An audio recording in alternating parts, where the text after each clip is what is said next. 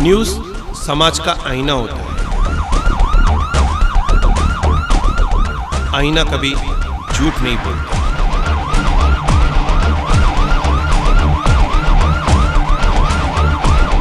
तो न्यूज़ वही जो सच दिखाए।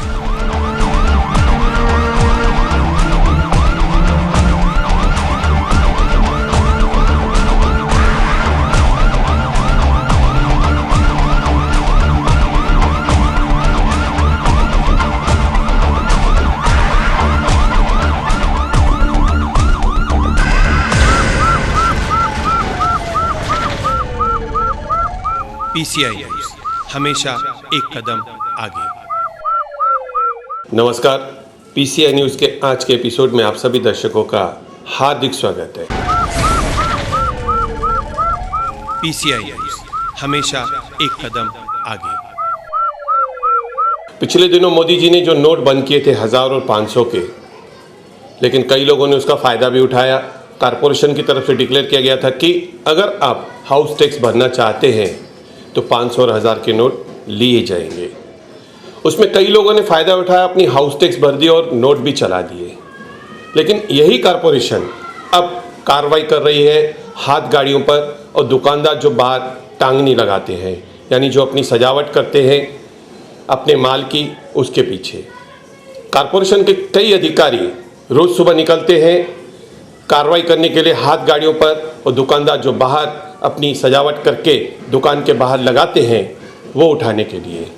आइए जानते हैं उन दुकानदारों से जिनके यहाँ से ये सजावट उतारी गई और उन हाथ गाड़ी वालों से जिनकी हाथ गाड़ियाँ जब्त की गई, और उन कारपोरेशन के अधिकारियों से जो ये कार्रवाई करते हैं। ये कार्यवाही महानगर पालिका के हमारे आयुक्त के हिसाब से चल रहे हैं। आयुक्त ने बोला है जो उनके पास जो कंप्लेंट्स आते हैं कि भाई फुटपाथ के ऊपर जो तकलीफ हो रही है आने जाने के लिए, रहने के लिए, तो वो खुला करने के लिए बोल दिया है।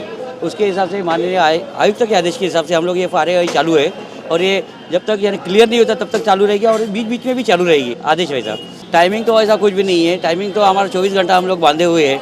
हमारे गवर्नमेंट सर्वर हम लोग 24 घंटा बांधे हुए, और हो सकते हैं जितना हो सके पब्लिक को भी आप अपनी तरफ से बोल दीजिए कि रोड के ऊपर जो फुटपाथ के ऊपर जो रखते सामान वगैरह रखते हैं वो मत रखें, और अपने महानगरपालिका को सहकार्य करें।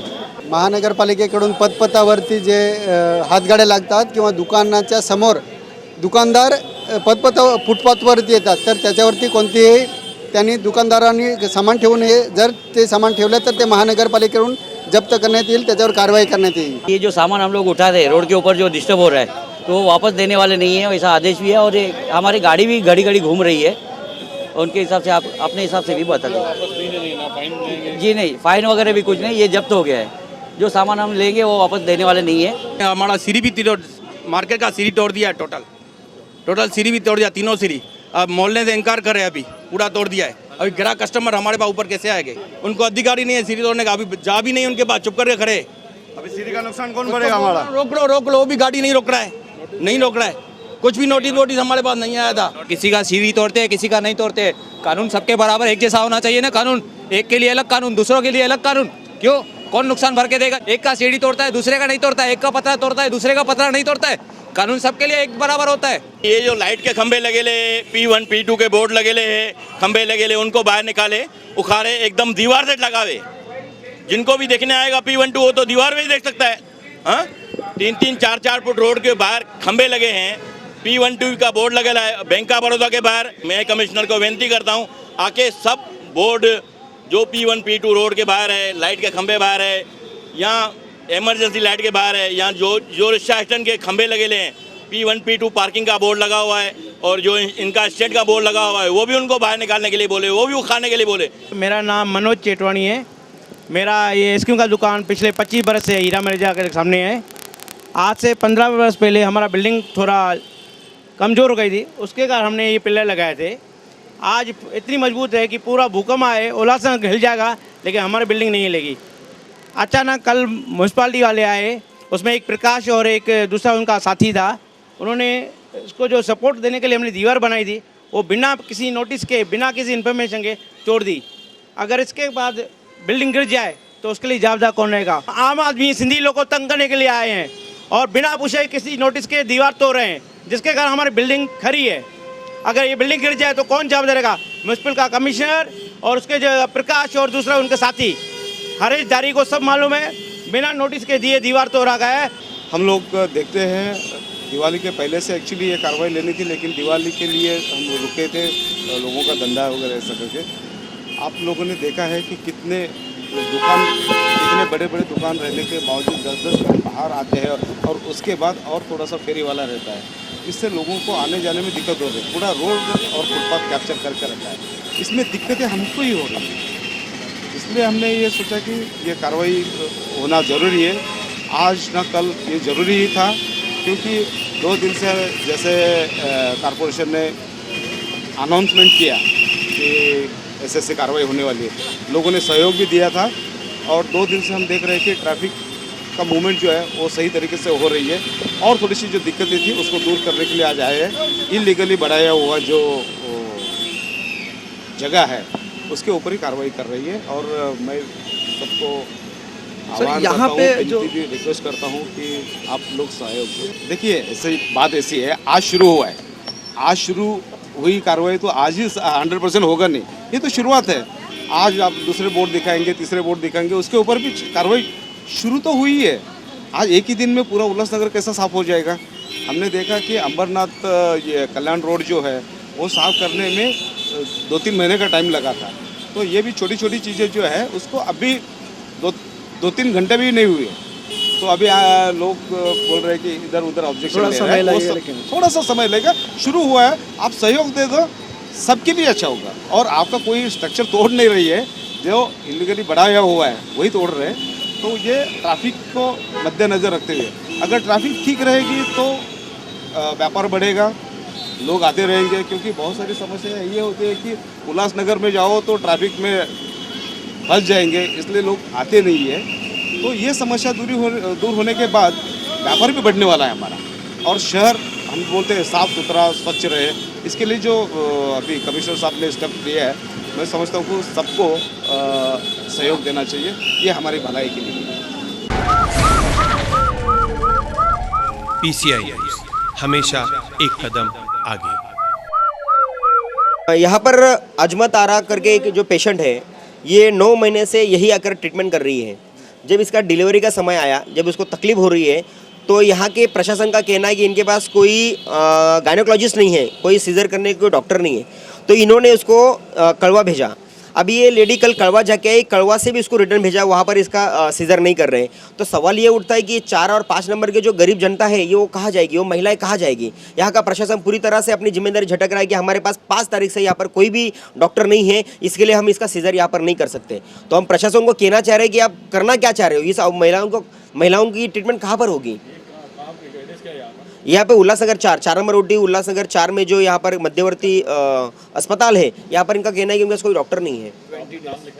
जी बिल्कुल दिखाया था, यहाँ पर ये नाम लिखाया हुआ है, पूरी यहाँ पर रेगुलरली ये ट्रीटमेंट हो रही है, लेकिन यहाँ पर पूरी तरह से गलत रवैया है। कोई जिम्मेदारी यहाँ पर किसी की नहीं ले रहे, कोई उठा नहीं रहा है यहाँ पर। बिल्कुल हम यही कह रहे हैं, कड़वा भेजने के बजाय सेंट्रल हॉस्पिटल जो 3 नंबर है, हमने उनको पूछा कि आपने 3 नंबर क्यों नहीं भेजा, तो वो कह रहे हैं कि 3 नंबर से कड़वा भेजेंगे, इसलिए हमने बेहतर पहले ही कड़वा भेज दिया। अगर यहाँ पर कोई मामला होता है या इसी औरत के साथ कोई अगर कोई बुरा हादसा होता है, इसका जिम्मेदारी कौन लेगा? क्या प्रशासन लेगा या उल्लासनगर महानगर पालिका लेगी? हम ये कहना चाह रहे हैं कि यहाँ पर तुरंत इंग्रेजी से जो डॉक्टर इंग्रेज इनको कहा है कि आप वहाँ पर 3 नंबर में बात कीजिए और इसका जो सीजर है वो 3 नंबर में होना चाहिए, ना कि इसको आप कड़वा भेजें। अगर नहीं होगा तो हम इसको बड़ा आंदोलन के तौर पर लेंगे और ये डॉक्टर को सस्पेंड करने की मांग करेंगे अगर नहीं हुआ ये तो। आज मेरा साथ हो रहा है, कल दूसरे का साथ होएगा। हाँ मैंने लिखाया है, अभी पूरा महीना 9 महीने इधर गुजरा है, कुछ नहीं बोले उन लोग, फिर इधर वापस कर दिए। ऐसा नहीं होना चाहिए। इधर जो पेशेंट को ऑपरेशन लगता है, क्योंकि हमारे पास जो गायनेकोलॉजिस्ट है, एक प्रसूति मैटरनल लीव पे है और दूसरा मेडिकल लीव पे है। जो एक डॉक्टर इधर लगातार 2 साल काम करता था, अकेला डॉक्टर, लेकिन वो काम करके भी बीमार गिर गया, इसलिए वो छुट्टी पे है। अभी इसके लिए हमने सिविल सर्जन से ऐसी परमिशन लिया है कि बीच बीच में एक प्राइवेट डॉक्टर को भी काम करने के लिए परमिशन दे। वैसा हमने एक डॉक्टर के पैनल बनाया है, वो बीच बीच में आके काम करते हैं। लेकिन अभी वो जो डॉक्टर है वो आज के दिन अवेलेबल नहीं है, तो ऐसे पेशेंट हम नज़दीक जो हॉस्पिटल सिविल या कड़वा भेज देते हैं। बाकी का नॉर्मल डिलीवरी तो हमारी 24 घंटे चल रही है। नहीं होना चाहिए, लेकिन डॉक्टर कुछ ऐसा नहीं कि बाज़ार से खरीदे, वो डॉक्टर स्पेशलिटी है और स्केर्सिटी इधर है डिपार्टमेंट में।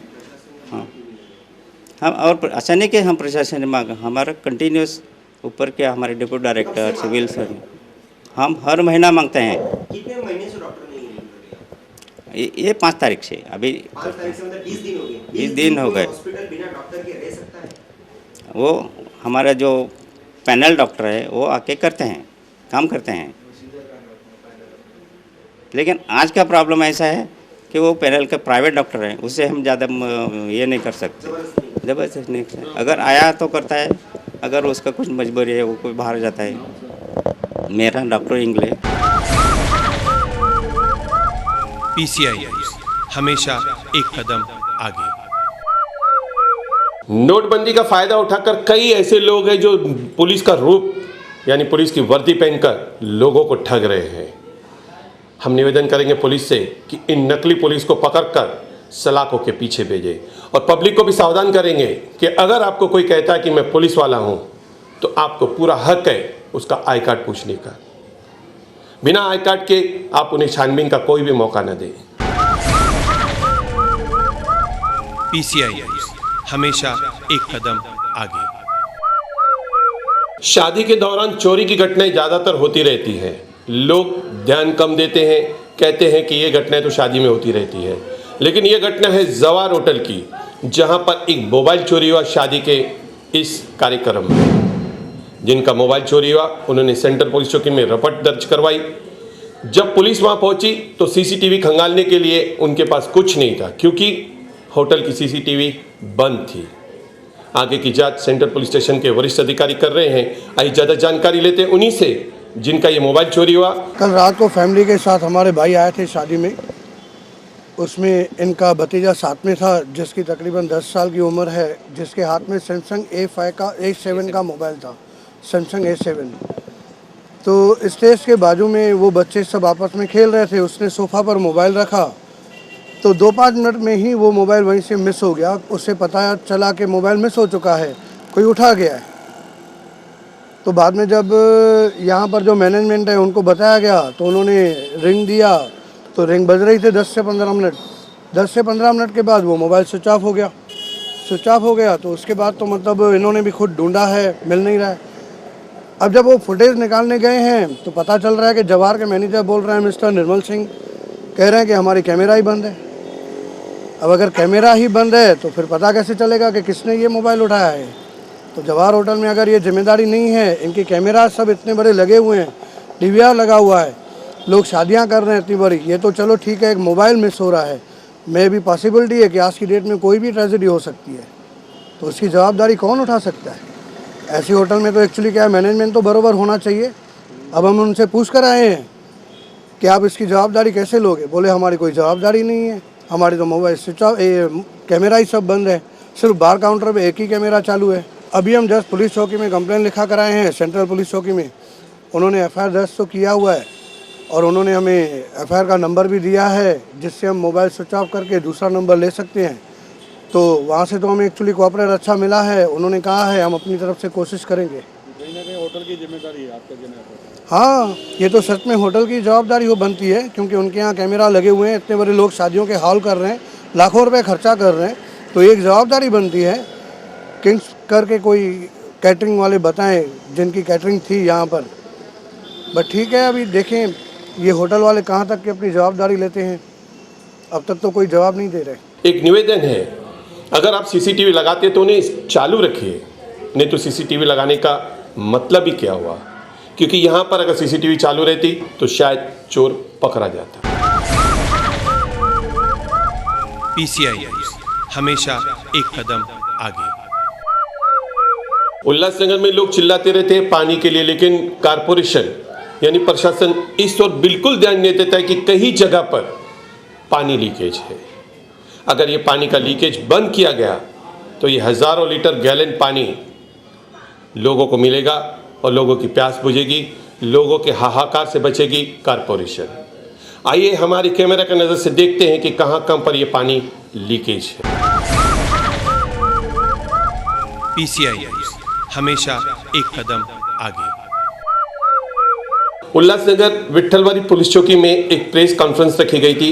चिंचपारा में एक मर्डर हुआ था, जिसके उपलब्धि में उल्लासनगर जोन 4 के डीसीपी श्री भरद्वाज साहब ने विट्ठलवाड़ी पुलिस चौकी में एक प्रेस कॉन्फ्रेंस रखी थी। आइए उन्हीं से जानते हैं कि उन्होंने क्या कहा चिंचपारा के मर्डर केस के बारे में। विट्ठलवाड़ी पुलिस स्टेशन के हद में तालाब में एक अननोन मेल डेड बॉडी मिली थी, जिसके गले में रस्सी बांधी हुई थी और रस्सी पत्थर से बांध के बॉडी पानी के अंदर डुबोई गई थी। कुछ दिन के बाद वो बॉडी पानी से ऊपर आई हुई मिली थी। फिर इन्वेस्टिगेशन में पुलिस जब छानबीन कर रही थी तो छानबीन में ये निष्पन्न हुआ था कि वहाँ ही एक नज़दीक चाल में रहने वाले एक रूम है, वहाँ से 6 लोग जो है वो वहाँ अभी नहीं रह रहे हैं। पुलिस उस हिसाब से तहकीकात कर रही थी। उसी दरम्यान एक आदमी जो कि डिसीज़ का भाई था, वो आके पुलिस के पास आया कि भाई मेरा भाई नहीं मिल रहा है। उसको बॉडी बताई कि उसने बॉडी की शिखांत की और पहचानी कि बॉडी उसके भाई की है। फिर इन्वेस्टिगेशन में ये भी रिवील हो गया आगे जाके कि भाई ये बॉडी जो मयत है वो उत्तर प्रदेश के जालौन ज़िले में अटरिया नाम का गांव है, वहाँ का रहने वाला है। और आरोपी जो है वो भी वहीं के रहने वाला था। और आरोपी जो है मेन आरोपी करण, और करण की बीबी के साथ जो मयत आदमी है डिसीज्ड है, उसके इलिसिट रिलेशंस थे और उसके वजह से ये हत्या की गई है। इसमें टोटल 5 आरोपी निष्पन्न हुए हैं और अब तक 2 आरोपी जो है वो गिरफ्तार किए गए। पुलिस को जब पहले इन्फॉर्मेशन मिली तो अपनी टीम उत्तर प्रदेश में गई थी, लेकिन वहाँ तब आरोपी नहीं मिले थे। टीम वापस आ गई। फिर वापस इन्फॉर्मेशन के बेस पे पुलिस ने जाके 2 आरोपियों को जो है अरेस्ट किया है। अभी बाकी आरोपियों का भी कुछ सुराग हाथ में है, वो भी बहुत जल्द से जल्द गिरफ्तार किए जाएंगे। आरोपी क्या काम करते हैं? आरोपी जो है वो कुरले से दूध और मलाई लेके आके यहाँ पे बेचते थे। PCI न्यूज़, हमेशा एक कदम आगे। इससे पहले हमने रिकंस्ट्रक्शन करके एक मर्डर केस दिखाया था कि एक बुजुर्ग महिला का उसी के यहाँ काम करने वाला नौकर मर्डर करके फरार हो जाता है।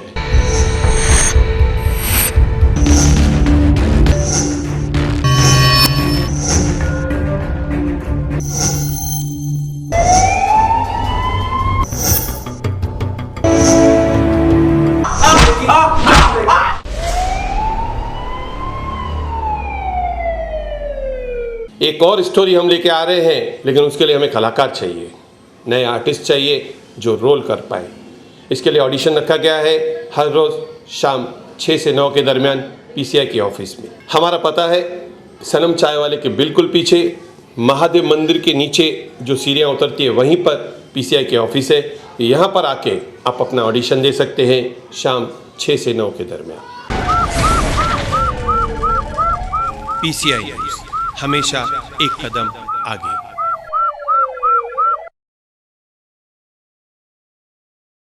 ठाणे शहर पुलिस की ओर से सारे नागरिकों को आह्वान।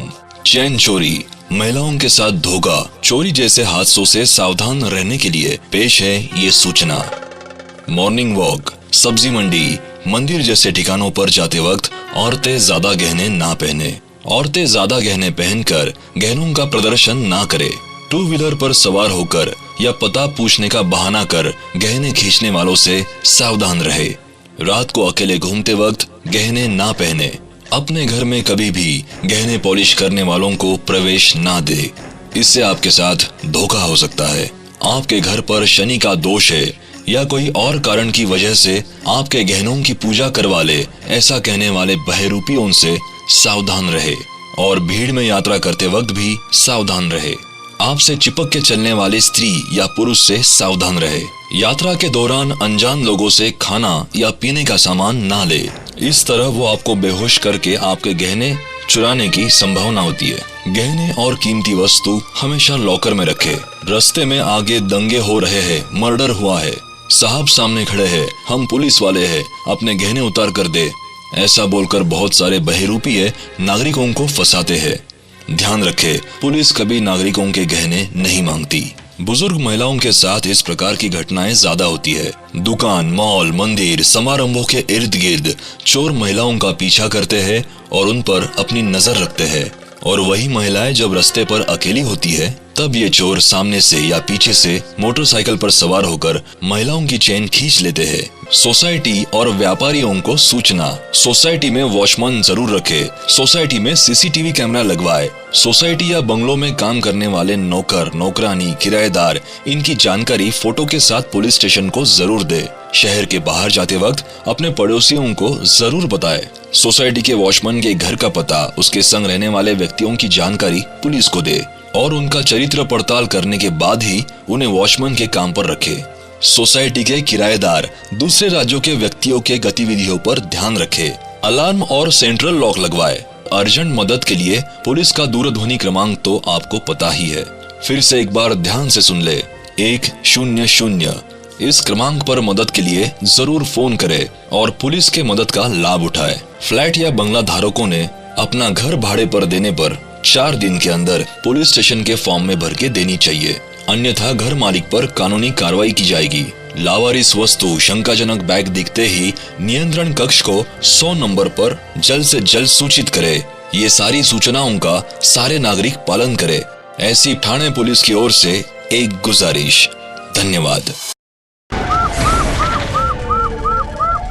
PCI न्यूज़, हमेशा एक कदम आगे। हम पुलिस का ध्यान इस बात की ओर दिलाना चाहते हैं कि उल्लासनगर परिसर में कई ऐसी गाड़ियां पार्किंग की हुई है जो कई दिनों से बंद पड़ी हुई है। कई की नंबर प्लेट तो बम्बई की है, कई की तो नंबर प्लेट थाना की है, तो कई की नंबर प्लेट वाशी की है। लेकिन पुलिस इस ओर बिल्कुल ध्यान नहीं देती है कि उन गाड़ियों को यहाँ पर क्यों लगाया गया है। शायद इनमें कोई वारदात की गई हो, यहाँ पर छोड़कर भागे हो। अगर पुलिस इन गाड़ियों की छानबीन करेगी तो ज़रूर उनका पता भी चलेगा। एक बार फिर पुलिस से निवेदन करते हैं कि इन गाड़ियों को ध्यान देकर इन गाड़ियों की छानबीन की जाए और वहाँ से हटाई जाए ताकि वहाँ पर यहाँ के शहर के लोगों की गाड़ियाँ पार्किंग में लग सके। इसी विनती के साथ आज का ये एपिसोड यहीं समाप्त करते हैं। फिर मुलाकात होगी अगले एपिसोड में।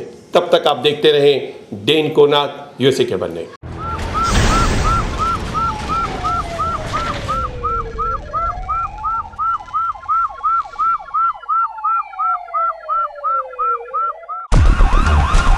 न्यूज़ समाज का आईना होता है। आईना कभी झूठ नहीं बोलता।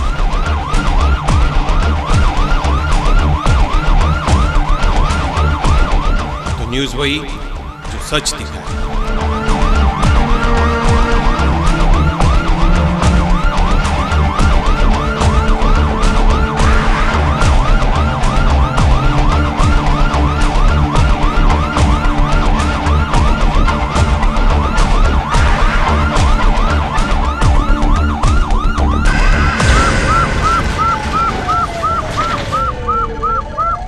PCI न्यूज़, हमेशा एक कदम आगे।